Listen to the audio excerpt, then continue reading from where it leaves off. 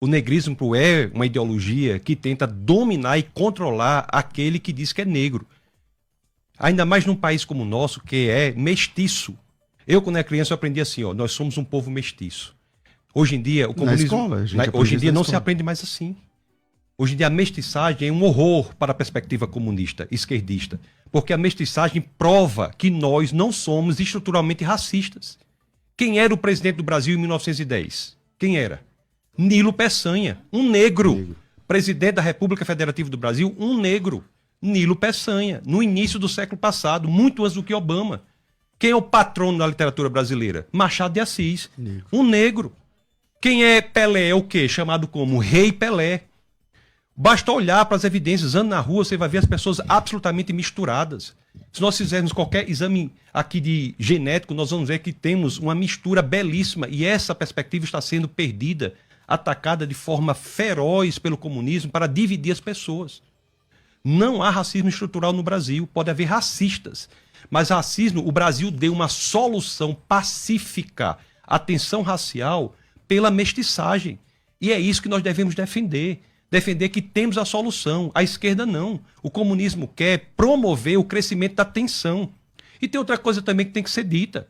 No IBGE, que passou agora recentemente, quando você vai marcar lá, você marca o quê? Quem é mestiço, marca o quê? Por que o IBGE não tem mestiço? Tem pardo. E por que que o comunismo, a esquerda, quando quer considerar que você tem 50, 60, 70, 80% de negros no Brasil, você soma negros e pardos. E quando você quer considerar que só tem 8% de negros, você separa. Se você vai dizer que qual é a porcentagem de negros... Depende da pauta, né? Qual é a população carcerária de negros no Brasil? Somam-se negros e pardos. E quem é pardo? Pardo é mestiço, por exemplo, de brasileiro com japonês. Não, eu no meu registro sou pardo. Então você será considerado para a população negra carcerária e será desconsiderado para a população negra na alta administração federal, por exemplo. É claro. Vá para o Brasil profundo, vá para o Brasil real, vá lá no sertão do Nordeste, vê se tem essa pauta negrista, racista, feminista, indigenista. O Brasil real não tem isso, o Brasil verdadeiro não tem isso. Isso é neocolonização ideológica para dominar o povo. A mesma coisa a mulher. A mulher não é feminista. Quem gosta do feminismo é a feminista, não a mulher. Quem gosta do indigenismo é o indigenista, não o índio. Quem gosta do negrismo é o negrista, não o negro. Porque essas pessoas são escravizadas por esses movimentos ideológicos. E escravizadas é interessante por um método que é criado pela escola de Frankfurt e pela filosofia do século XX, notadamente por Wittgenstein no Tractatus, na proposição 7, quando ele diz sobre o que não se pode falar deve-se calar, wovon man nicht sprechen kann, darüber muss man schweigen, sobre o que não se pode falar deve-se calar, pelo método da linguagem. É por isso que tem pessoas hoje que, como o próprio professor falou, disse, eu não tenho coragem de falar essa palavra. Como é que nós estamos abrindo mão da nossa autonomia linguística? Por que há palavras que você não pode dizer? Estão acabando a linguagem, porque da forma que nós falamos, nós pensamos. Da forma que nós pensamos, nós agimos.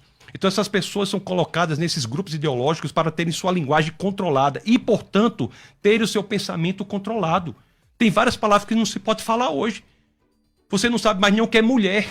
O que é mulher? Ninguém sabe dizer. Quanto mais o que é normal, quanto mais o que é verdade, quanto mais o que é qualquer coisa, não se sabe dizer. O movimento LGBTista, por exemplo, tem em sua sigla a letra Q, que significa queer.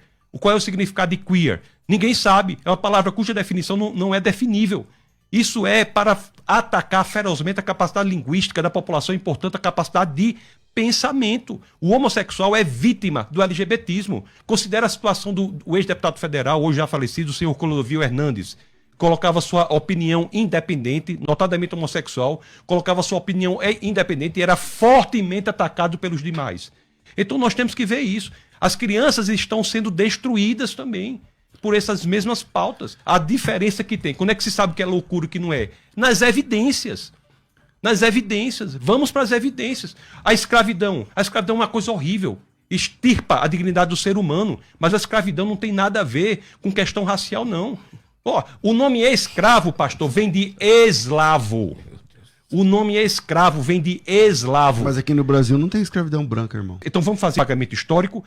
Os piratas do norte da África. Eu vou passar o tempo. Deixa eu só tempo aqui. Os piratas da Berbéria, do norte da África, escravizavam portugueses do século XV ao XVIII, os portugueses que vieram para o Brasil. Então vamos fazer o regresso histórico. Vamos agora... Mas aqui no Brasil não tinha escravo. Não foram os portugueses que fizeram? Não é a regressão histórica? Então vamos buscar agora dos portugueses que foram escravizados pelos piratas da Berbéria do norte da África. Vamos cobrar lá dos muçulmanos do norte da África essa compensação histórica. Então vamos lá, Pastor Paulo. O senhor também? Eu estou fantástico. O senhor está muito nervoso. O senhor está gritando, está assim até mesmo. salivando. Ó, tá É salivando. a minha forma de falar. O senhor que eu tenho notado que está tremendo. O senhor está salivando. O senhor que está se mexendo quando eu estou falando. O senhor que eu estou vendo que só parou e deu uma risadinha falsa para bater a foto. Foi isso que eu vi. É tanta coisa assim. Mas vamos lá. Foi isso que eu vi. O senhor que eu estou achando. Sem questão pessoal, vamos lá. Estou vendo sua mão tremendo aí, ó. Bora, vamos lá, sem questão pessoal. Eu tô calmo, pois é. Se for pessoal, a gente vai também.